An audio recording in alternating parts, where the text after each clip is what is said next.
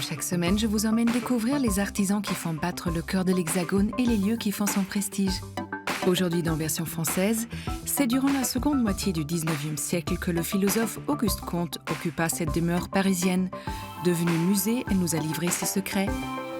L'artiste franco-argentin Pablo Reynoso est notre invité du jour. Ses sculptures de bois envahissent l'espace public. Amoureux du costume et de New York, Tom Brown nous plonge dans un univers architectural au fil de ses collections. Tout au long des pages, Ségolène retrace l'histoire des livres abîmés par le temps. Bienvenue dans l'atelier de rayures d'Ornella. Mais avant de rencontrer l'artiste Pablo Reynoso, tout de suite point de vue.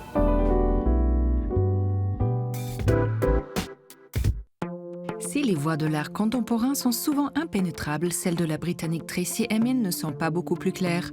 Elle présente en 1998 une œuvre très personnelle, My Bed. Celle-ci représente un lit défait, le sien et un sol jonché de détritus. Paquets de cigarettes, bouteilles d'alcool ou mégots, l'œuvre incarne une rupture sentimentale douloureuse. Cette scène de vie crue avait à l'époque secoué le monde de l'art, mais fut pourtant vendue pour la modique somme de 2,7 millions d'euros.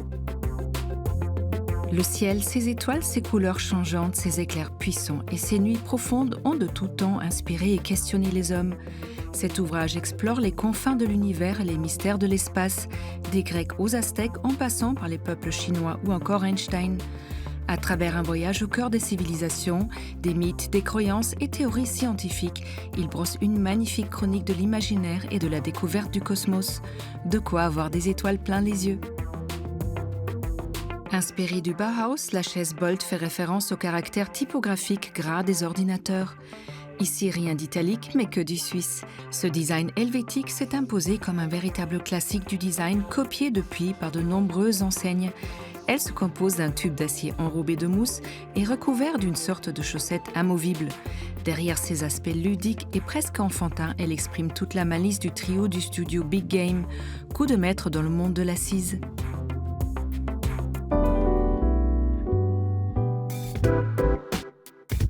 Écrivain et philosophe, Auguste Comte avait émis le souhait que son appartement soit conservé dans l'état d'origine après sa mort. Exaucé, il est même devenu musée.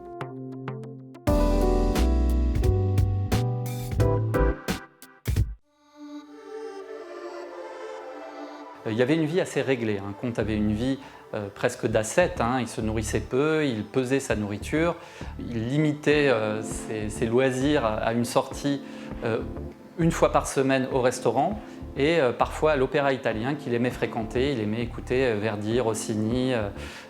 Donc voilà, c'était sa véritable seule distraction.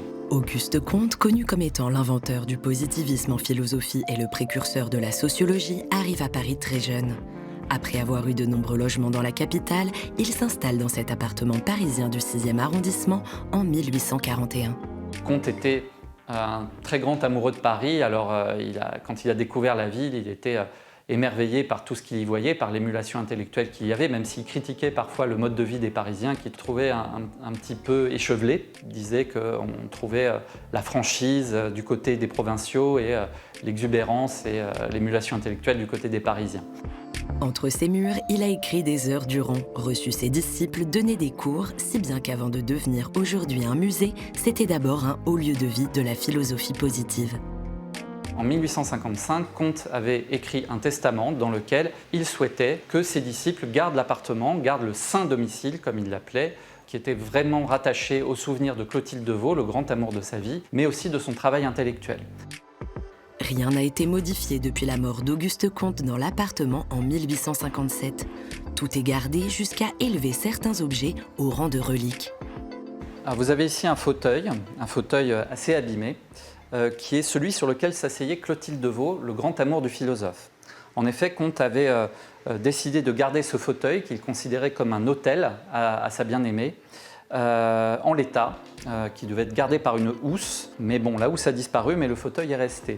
Il considérait Clotilde de Vaux comme sa véritable épouse, bien qu'il ne se soit jamais marié. Elle l'a énormément inspiré dans ses réflexions philosophiques, notamment pour la seconde partie de son œuvre, basée sur la religion de l'humanité. Alors, Auguste Comte écrivait fait assez étrange devant son miroir.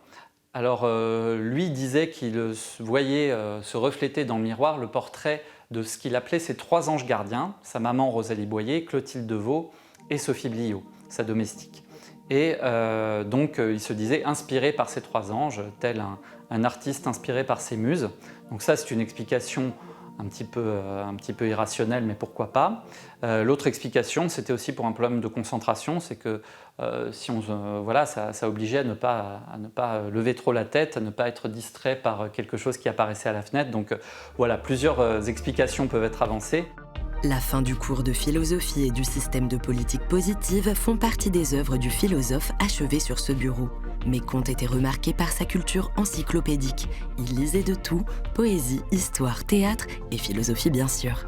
Comte avait séparé ses bibliothèques en plusieurs types. Il y avait la bibliothèque usuelle, donc celle qu'on voit ici, mais il avait aussi une bibliothèque supplémentaire et une bibliothèque superflue, parce qu'il rangeait les ouvrages selon leur ordre d'importance dans l'histoire de l'humanité. Donc dans cette bibliothèque usuelle, où on va dire la bibliothèque principale, ça va de la Bible à Shakespeare, comme je vous ai dit. Ce qui est très intéressant, c'est que Comte arrête sa culture universelle au 1er 19e siècle, même jusqu'aux années 1830. En gros, l'auteur le plus récent qu'il a, c'est Chateaubriand, et qui est mort en 1848. Donc en fait, Comte est très peu proche de ses contemporains. Si Auguste Comte n'était pas très proche de ses contemporains, il était très apprécié par ses élèves. Dès ses 17 ans, il donnait des cours d'astronomie populaire pour les prolétaires. Et plus tard, ses leçons se faisaient même directement chez lui. On est en présence ici d'un tableau, un tableau noir en fait, qui servait à Auguste Comte pour les leçons de mathématiques qu'il donnait donc dans l'appartement. C'est pas un hasard non plus si sa première grande œuvre s'appelle un cours de philosophie positive, puisque ces leçons de philosophie positive, c'est-à-dire la manière dont il faisait passer ses idées, c'était sous forme de cours, de leçons orales, qui se déroulaient d'abord dans son appartement, puis dans des institutions publiques. Toute sa vie, il a voulu être un professeur. De professeur en sciences à inventeur d'un courant philosophique bien à lui, Auguste Comte a eu une vie studieuse et disciplinée, comme le dévoilent les murs de son appartement, restés intacts.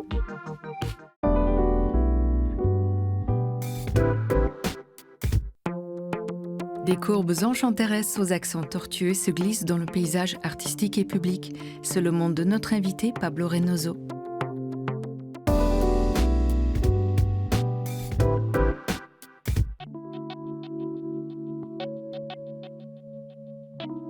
Le fil conducteur, c'est la sculpture. C'est mon travail en art plastique. Ensuite, mon passage par la photo, l'architecture, le design et autres activités, c'est un besoin de me nourrir des activités qui m'intéressent beaucoup, pour lesquelles j'ai plus qu'un faible. Mais si tout ça ne finit pas ensuite dans une sculpture, c'est qu'il y a un problème. À l'image de ces sculptures, la carrière de l'artiste franco-argentin Pablo Reynoso explore les frontières entre art et design. Ce sculpteur de la première heure, architecte de formation, mais aussi directeur artistique dans l'univers du luxe, est à l'origine d'œuvres conceptuelles où matière et fonction s'émancipent des objets. La fonctionnalité, si vous l'analysez d'un point de vue un peu anthropologique, quand vous découvrez un outil ancien, vous découvrez aussi comment cette société s'en servait. Cette espèce de recherche, de découverte qui vient avec, a été très moteur ou motrice pour moi. Et les chemins les plus évidents ont été toutes ces œuvres où on peut venir s'asseoir, les bancs, les chaises, etc. Ainsi, des bancs publics le long du Rhône et de la Tamise, aux sculptures monumentales des jardins de Chambord, Pablo Reynoso se fait l'architecte des promenades rêveuses quand il ne s'amuse pas à détourner complètement les objets de leur fonction première, comme ces déclinaisons de la célèbre chaise Tonnet, considérée comme le tout premier objet de design industriel de l'histoire de l'humanité. C'est un objet iconique, donc j'ai été porté vers lui et j'ai enlevé, j'ai élidé la fonction assise pour laisser place à d'autres fonctions plus imaginaires, disons. Et ici, typiquement, hein, c'est le dossier qui rentre en dynamique. C'est plus un débordement d'un objet. Un débordement également de la matière même de l'objet qui, bien souvent chez l'artiste, reprend forme végétale. Ce que j'aime dans le travail que je fais, c'est que je joue à rendre hommage ou à imiter ou à mettre en valeur ou mettre en lumière la vie. Et souvent, cette vie, elle se manifeste de manière un peu croissance végétale.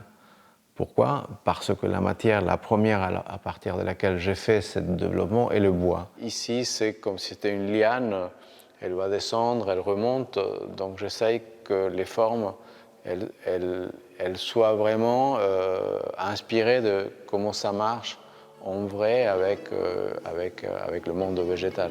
Et pour donner cet effet de croissance naturelle et l'illusion de ces bancs redevenus branches, Pablo utilise des techniques traditionnelles de menuiserie qui demandent patience et délicatesse. Je dois ajouter des pièces que je vais relier les unes aux autres, mais moi je veux que celles-ci elles finissent ici. Donc je dois me donner de l'épaisseur pour pouvoir petit à petit emmener la pièce jusqu'à la forme exacte que je veux.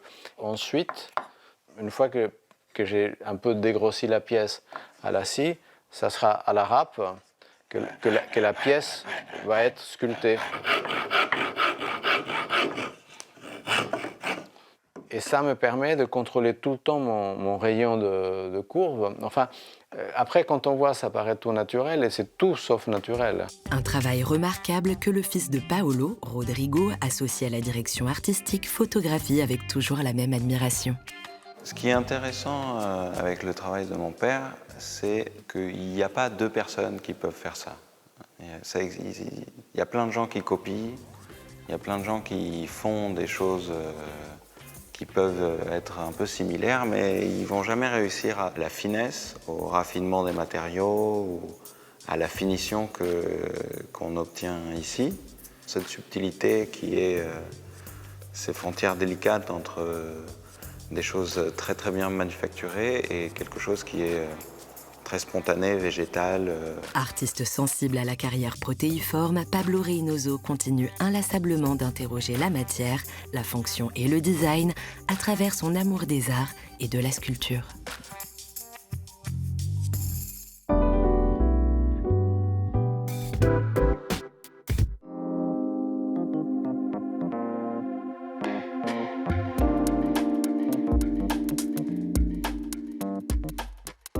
Bonjour Pablo. Bonjour. Pablo, c'est lors de votre premier voyage à Paris. Vous étiez jeune, vous avez découvert la sculpture dans le musée Rodin, notamment avec le travail d'Henri Laurence. Absolument. Il y avait une exposition de Henri Laurence au musée Rodin. Et tout de suite, il m'a étonné son rapport au socle, au sol. Comment ces pièces s'appuyaient au sol. Et tout d'un coup, je me suis dit, mais c'est bizarre à quoi je pense. Ça ne peut être qu'un commentaire d'un sculpteur. Et là, je me suis dit, ah mais voilà, c'est ça que je veux faire. Donc j'ai eu cette évidence à ces moments-là. Alors c'est à 15 ans que vous avez sculpté votre première œuvre, le tronc articulé. Quand il y a eu cette évidence, je suis parti d'Argentine pour visiter la famille ici. Voilà, j'étais un étudiant et quand je suis rentré, je me sentais un sculpteur. Et donc immédiatement, j'ai mis la main à la pâte et j'ai pris un morceau un tronc. Et j'ai eu cette idée d'articuler. Et je trouvais que l'articulation était très intéressante pour un sculpteur. Et en même temps, je m'étais dit, ça va toujours me servir parce qu'on va toujours lier un truc à un autre. Donc j'étais sur cette voie. Et après, je suis issu d'une famille de psychanalystes. C'est des choix qu'on fait d'une manière un peu inconsciente, anodine.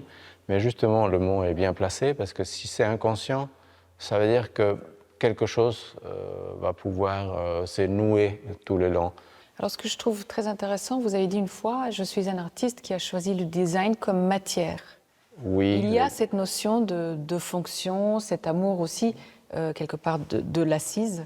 Voilà, de quelque chose qu'on peut utiliser. Fonctionnel, oui. Fonctionnel. Quand je mets le design au centre ou un objet du design au centre d'une réflexion d'art plastique, je cherche quoi? Je cherche justement tout ce rapport qu'on a à l'appropriation d'un objet.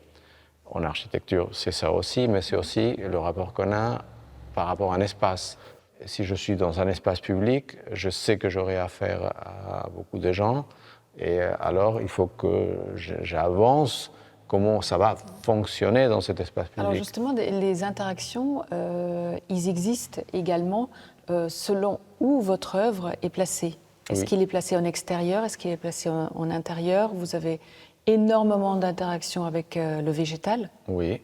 Donc l'œuvre change complètement par rapport à son emplacement. Et c'est peut-être la même chose, mais la même chose déplacée dans un autre environnement va dégager d'autres possibilités. Mais même, il faut faire attention.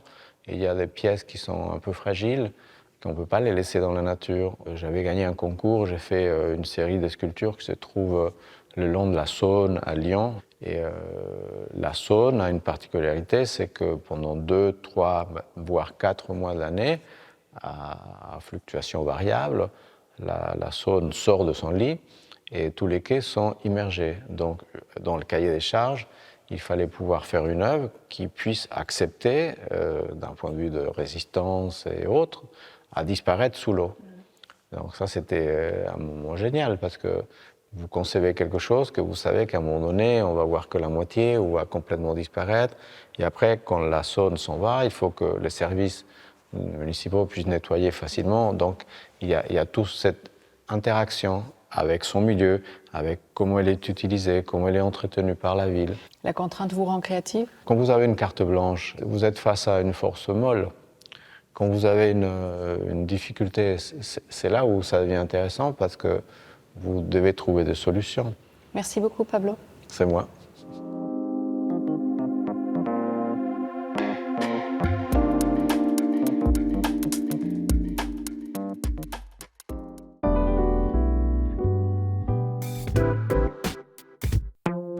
Dans ses collections humoristiques et ses présentations extravagantes, Tom Brown allie l'art du tailoring et d'une narration digne de contes de fées.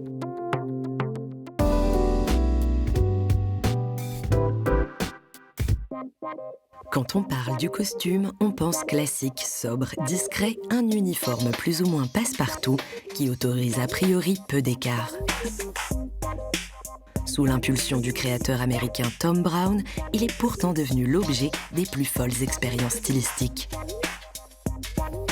Ici, pas question de déconstruction, et c'est justement ce qui fait tout le génie de son travail. Sans jamais s'éloigner de l'architecture de base du costume, il transporte sa silhouette formelle dans des univers radicalement autres, pleins de magie et d'onirisme, comme des contes de fées dont le vêtement serait le personnage principal. Pour le printemps-été 2022, il nous transporte dans la démesure d'un couple qui vivrait à l'abri du monde et qui regarderait, depuis les murs invisibles d'une maison en bois, son jardin vieillir peu à peu. En guise de statues de pierre, des couvertures de fleurs faites main. Une fois ôtées, elles laissent découvrir des déclinaisons de la veste croisée classique, traitée comme un grand par-dessus qui évoque le temps qui passe. Tom Brown propose ici un hommage très personnel à New York, sa ville d'origine. Façonné dans des tissus de costumes traditionnels, avec la même rigueur, le même souci du tombé juste et des finitions impeccables, les tenues évoquent la perfection des statues du Metropolitan Museum of Art et le toucher lisse de leur marbre. Traitées avec la même exigence sartoriale que le tailleur, les tuniques de la Grèce antique deviennent une réflexion sur l'uniforme des métropoles et sur la place du vêtement dans le paysage urbain et culturel new-yorkais. Car aussi insolite soit-elle, la mode de Tom Brown conserve cette aura très quartier des affaires, où les tissus sont riches, les motifs classiques et les épaules construites. Pour l'automne-hiver 2022, il évoque New York comme la ville des rêves, où l'on s'installe pour découvrir qui l'on est. Il la décrit comme une île peuplée de jouets, des jouets marginaux qui se cherchent, qui ne ressemblent jamais tout à fait à ce qu'on croit et qui nous autorisent à rêver grand. Les silhouettes sont extravagantes, mais leur construction reste millimétrée, équilibrée et leur référence familière du vestiaire de l'Amérique traditionnelle, avec ses pulls col V, ses boutons dorés et ses rayures cravates. Et c'est peut-être là la magie des vrais couturiers. ils manient le tissu mieux que personne, peuvent transformer les vêtements les plus sages en costumes spectaculaires et injecter dans le quotidien morose des grandes villes une grande dose de féerie particulièrement bien coupée.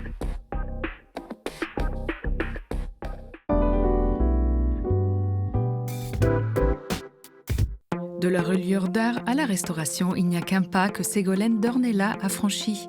Elle redonne ses lettres de noblesse aux ouvrages usés par les années et les lecteurs.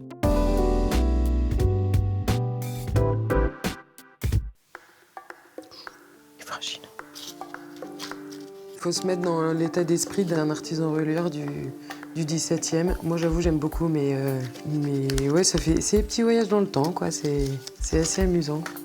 Installée dans son atelier du 15e arrondissement de Paris, qu'elle partage avec des restauratrices de tableaux, Ségolène Dornelas travaille les livres sous toutes leurs formes. Elle est à la fois relieuse et restauratrice. J'ai atterri dans l'artisanat parce que c'est un milieu un peu mystérieux, qui me fascinait un petit peu, et donc j'ai eu envie de le découvrir. Et les livres particulièrement parce que je trouve l'objet passionnant et très beau. Et donc je voulais apprendre à travailler aussi toutes ces matières, le papier, le cuir, les cartons, la toile. Et puis voilà, redonner une seconde vie à tous ces livres qui ont été parfois reliés il y a plusieurs siècles. La restauration, c'est ce qu'elle préfère dans son activité. Lorsqu'un client lui apporte un vieux livre, elle doit le dater, l'étudier dans les moindres recoins et apporter son diagnostic. Par exemple, quand on m'apporte un livre comme ça, donc qui n'est pas en super bêta et qui ressort consolidé, en fait, il repart pour des décennies, voire des siècles. De petites opérations pour renforcer l'ouvrage au démontage complet du livre pour le remonter à l'identique, cela demande beaucoup de savoir-faire et d'expertise. On part donc d'une reliure qui est déjà existante, mais qui est abîmée. Et ensuite, donc, on vient la réparer en gardant un maximum de matière d'origine. Alors là, j'ai fait des greffes de cuir sur les coins. Alors, les 4... Ouais, j'ai restauré les coins, les coiffes. Les coiffes, c'est donc ça. Donc il y a des parties manquantes, tout là, ici. Et après, j'ai renforcé avec du papier japon teinté. Et là, je vais reteinter pour retrouver vraiment la couleur, que ça se réintègre bien dans le cuir d'origine, quoi. Donc en fait, en fonction des époques et en fonction des livres, les méthodes vont être différentes.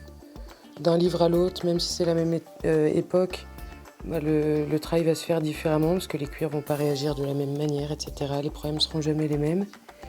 Et donc, en fait, le travail change tout le temps. Et Ségolène doit veiller tout particulièrement à travailler de la façon la plus semblable afin d'éviter tout anachronisme historique.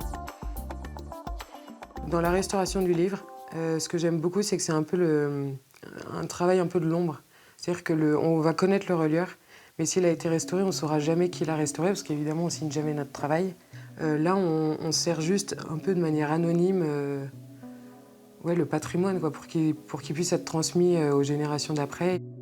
Mais le plus important dans son métier, c'est bien entendu que les pages soient bien fixées entre elles. Et pour cela, il faut les assembler grâce au cousoir, un outil datant du Moyen-Âge. Voilà, c'est reliure artisanale pure. Parce que maintenant, il existe des machines pour coudre les livres, mais bon, c'est pour les reliures industrielles. Mais tous les artisans relieurs utilisent ce fameux cousoir pour coudre les livres. C'est la base d'une reliure. Il faut que le livre soit cousu sur ficelle, en fait. Ficelle ou ruban, mais voilà, ça va servir de... En fait, les ficelles vont servir ensuite à fixer les cartons à la reliure. Une action que Ségolène réalise en toute quiétude, autant pour des livres très abîmés qu'il faut de nouveau relier pour pouvoir les feuilleter, que pour de nouveaux ouvrages. En effet, elle a parfois affaire à des livres plus récents où tout est à créer. On est beaucoup plus libre dans la création. C'est-à-dire qu'on peut utiliser des matériaux qu'on n'a pas tellement l'habitude d'utiliser. On peut utiliser du bois, on peut teinter nos cuirs, on peut créer des motifs, on peut faire des impressions sur cuir. On est beaucoup plus libre. Et c'est un travail beaucoup plus soigné, travaillé. C'est des reliures qui prennent beaucoup de temps. On peut jouer avec les matières, avec les motifs, les couleurs. Là, pour le coup, c'est vraiment de la création. Que ce soit en reliure d'art ou bien en restauration, Ségolène maîtrise toutes les techniques essentielles pour prendre soin de chaque livre.